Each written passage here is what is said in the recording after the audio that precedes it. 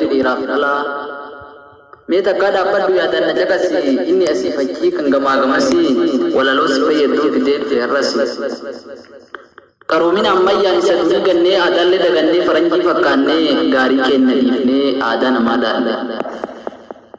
ani najabe katikatu kanarra ismal jirtume dubadda ya fira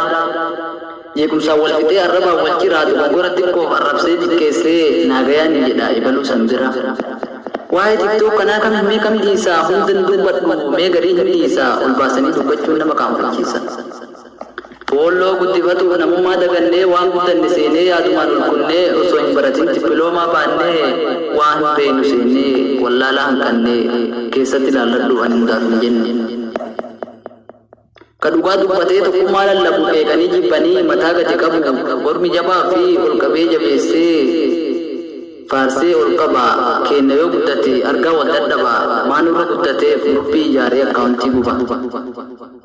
kan kani dubbatu golfani yani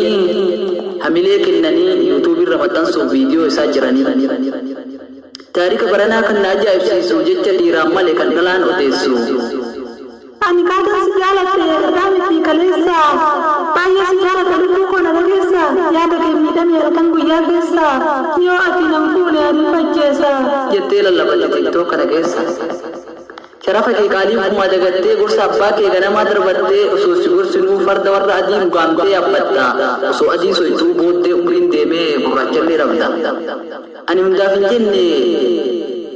finjenne daga ismartu gari tu dirada dubanna maratu dalaite hukite tawarra gargartu mallaga bufatte tamana jaratu kayo isi funtura amma yangartu gabi takkan kabu kirenji simartu nama guddatu jira ka ilmaan isaa gatee dalagaa barbaadaaf ka'ee bahe biyyaa ka ammaas kennan kaayyoo isaa dagatee tiktook irraa iyya laayif irraambuu halkanii fi guyyaa abdaa godhaa jedha tolfatee tumaniyyaa miidiyaa hordofuuf miidhaa isaatiif faayidaa isaa barii beekaa irraa baradhu beekumsaan uf qarii rakkataa gargaarii seenaa galmeeffadhu ta'ii nama gaarii fayyadamaa ta'urra fayyadaa ta'uu barii jijjiiruu yaade dalagadhu xaarii lammii kee hidhameef sagalee ta'ii hidhaa irraa baraarii beekumsaan seen gorsu beekumsaaf si gorsu dhiifama naa godhi yoo natti aarti tari barreessaa walaloo Nuuriyyuus Galatooma.